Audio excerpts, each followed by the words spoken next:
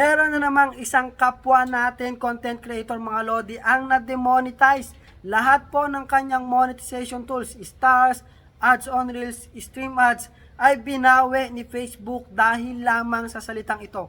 Mga lodi, mag-ingat po kayo, huwag nyong gagamitin ang salitang ito. Mapa-comment man yan o kaya naman mapa-video man yan mga lodi.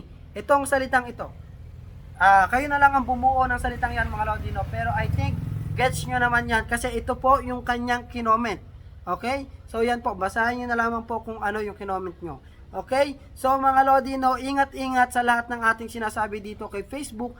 Kahit sabihin natin na ito ay pabiro lamang dahil katulad po nung kinoment ni Sir mga lodi, no, na kung mapapansin natin ay ito ay parang pabiro lamang na related doon sa kanyang kinomentan na video mga lodi. Kaya kahit anuman mga lodi, no, ang ating sasabihin dito kay Facebook, basta ito ay nagpapahiwatig ng hindi maganda, okay? Hindi maganda, iwasan na po nating sabihin. Mas mabuti pa, wag na lang tayong mag-comment kung tayo ay makakapag-comment ng hindi maganda dito kay Facebook. Kasi baka mamaya ay ma-demonetize pa tayo na katulad po na nangyayari sa napakaraming kapwa content creator natin ngayon. Kaya naman wag mong kalimutang i-share ang video na to para naman aware na naman ang ating mga kapwa content creator at makaiwas na sila sa bagay na ito. At wag mong kalimutang i-follow ako